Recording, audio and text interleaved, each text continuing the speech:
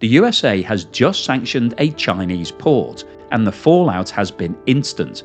Oil tankers are turning around mid voyage, China's retaliating, and the global energy map is shifting overnight. But this isn't just about one port, it's about control of trade routes, oil flows, and financial power. And this could mark the start of the most serious escalation yet between Washington and Beijing. Hi, welcome back to the channel. As you've just heard, the USA has sanctioned a Chinese mainland port. And this is the first time that the USA has taken this sort of action against China. And interestingly, it isn't for dealing with Russian oil, it's for dealing with Iranian oil. Now, the implications of this are far reaching, and we're already starting to see Chinese retaliation. They've raised port fees on the docking of all US ships, and this could seriously escalate very quickly. Now, in terms of what this actually means, this port has been placed on the OFAC Specially Designated Nationals list, which effectively bans the port from the global dollar system. So any company, shipper or insurer that deals with Rizhao now risks secondary sanctions even if they're not American. So payments routed through the US-linked banks can be frozen and insurance coverage can become invalid under international maritime law. So this has created a financial quarantine around the port. It's still physically open, but economically it's now isolated. So where is this port and how do you actually pronounce it? Well, it's pronounced Rizhao, and it sits on China's east coast in the Shandong province, which is in the heartland of Chinese oil refining. It's one of China's top 5 crude oil terminals and handles roughly 30 million tonnes per year, which is around 600,000 barrels per day. So we're talking a significant player here in the Chinese oil business.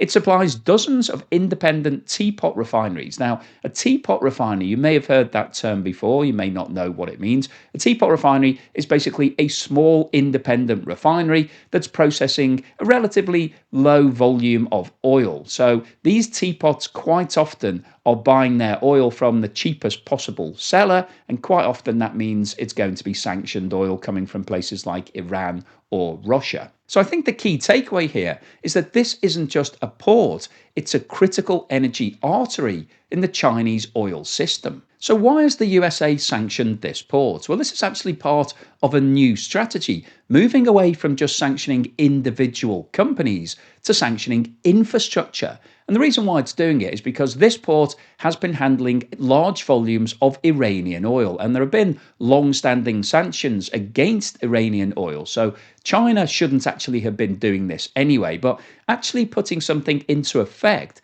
that will work in practice is quite tricky. But by sanctioning this port, it's now telling every single company in the world that if you're seen to be dealing with that port, physically, if there are traces that your vessels have gone there or any of your businesses have actually delivered anything to that port, then you're now running the risk of being hit with secondary sanctions. So essentially, this is a financial blockade against this port, not a physical one. There are no ships stopping anybody dealing with the port, but financially, you could be crippled if you're seen to be dealing with this port in the future. So what will happen if a tanker docks at the port from now on?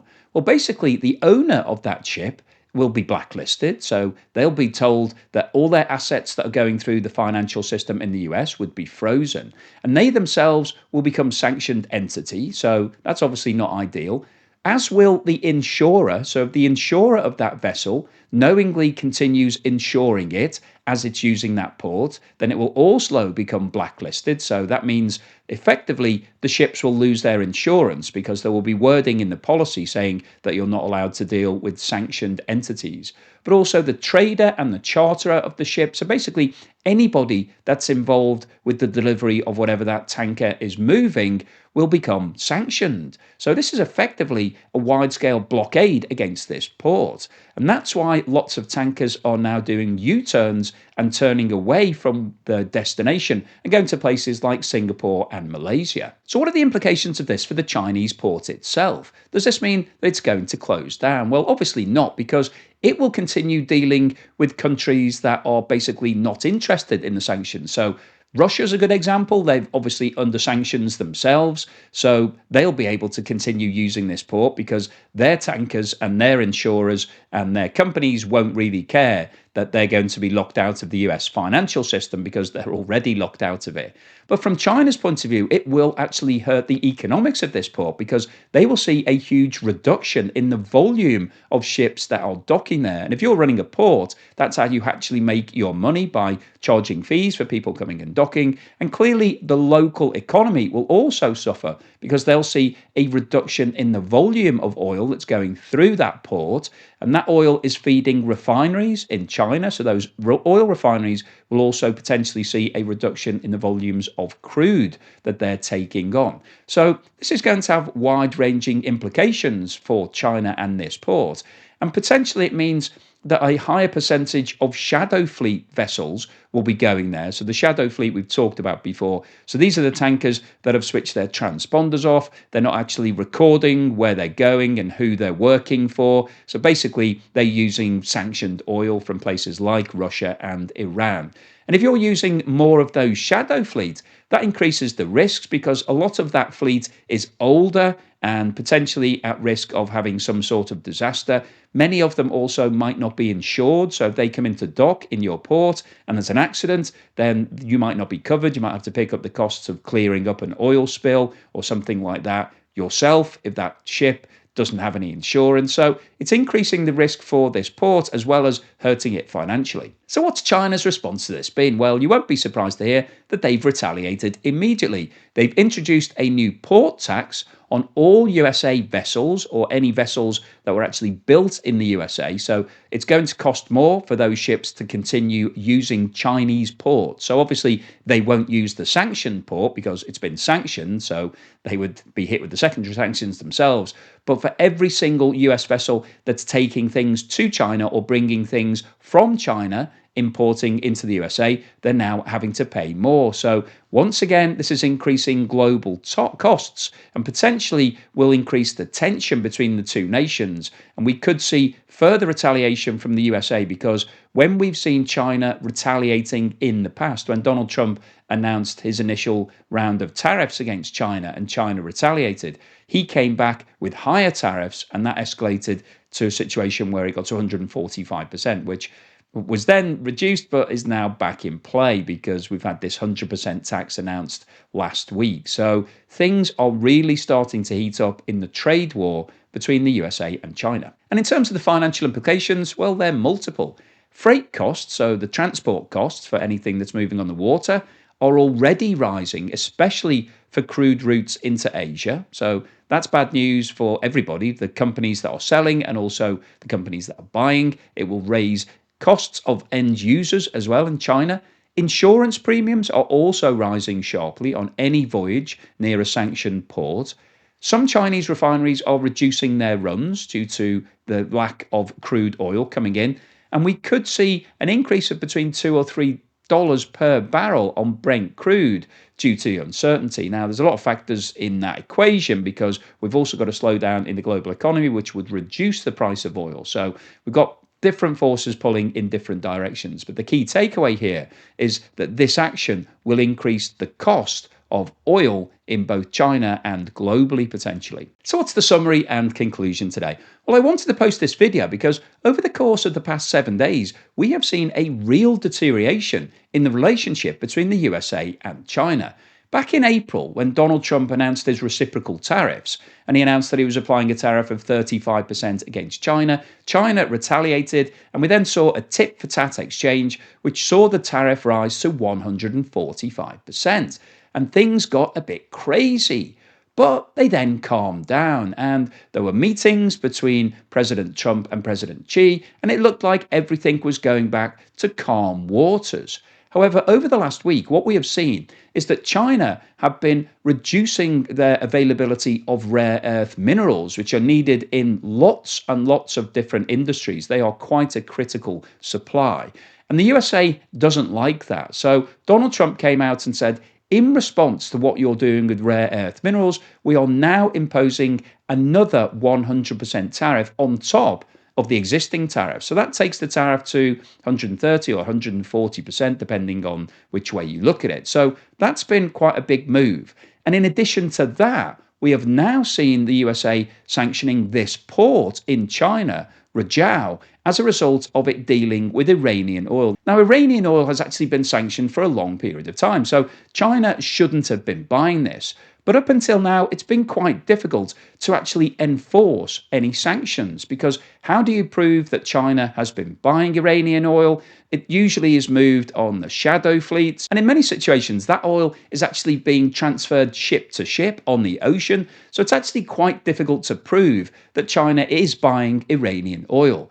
But we've now seen a wide scale sanction being applied to this port. And I think this is a real change of gear. We're seeing things being ramped up significantly. The USA is now sanctioning infrastructure rather than individual companies, because with an individual company sanction, you have to trace who you've been dealing with. You have to prove that that company, which is on the sanction list, actually was the entity that was buying the Iranian oil. And it's relatively easy to switch companies around and basically change the paperwork, and therefore it's quite difficult in practice to enforce those sanctions.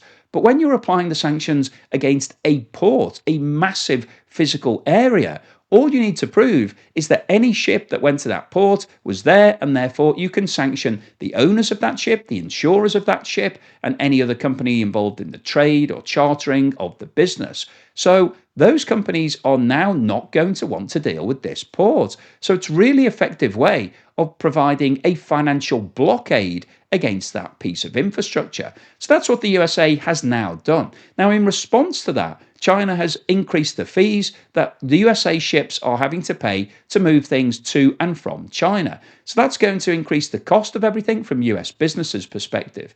And what we are seeing here is an escalation of the trade war. And I think it's very unlikely that this will stop here, because Donald Trump will probably come back with a countermeasure in response to the port fees, and then China will probably retaliate, and things are really starting to take off. And what this means for both the USA and China is that their costs are going to go up. It's going to be more difficult to do business with each other. And that means that lots of businesses in both of those countries are going to have to reevaluate whether their business model still works. If you're a company in America and you import lots of things from China, you've just seen a massive increase in the price of all of your products because the 100% tariff has been applied. We've got a port that's now been completely sanctioned. So anything that's moving to or from that port is going to be very problematic. And if we see more sanctions of this nature being applied, more ports and maybe some airports, and who knows what could get sanctioned next, that's going to really restrict the amount of business that the two nations are doing. And let's not forget that these are the two largest economies in the world. The USA is the biggest, China is the second largest. So if we see problems in those economies, that will have an instant ripple effect all across the world, because those two economies, as the biggest,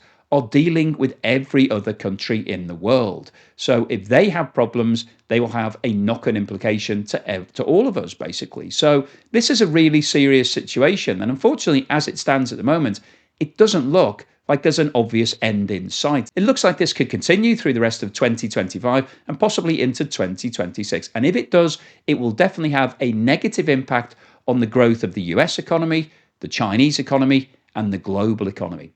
So hopefully you've enjoyed today's video. You found it useful, informative, and thought-provoking. That's what I'm trying to do, really. Get you thinking about what's going on and talk about things that are happening in isolation, and then bring it into the wider context of how this could impact on everybody. So hopefully you're enjoying that. If you did enjoy today's video, then please give me a thumbs up and subscribe if you haven't done so already. Thank you to everyone that supported me either through Patreon, YouTube membership, Buy Me a Coffee, YouTube Super Thanks, or Buy Me a Coffee membership. Thank you for that support, and here's something to put a smile on your face.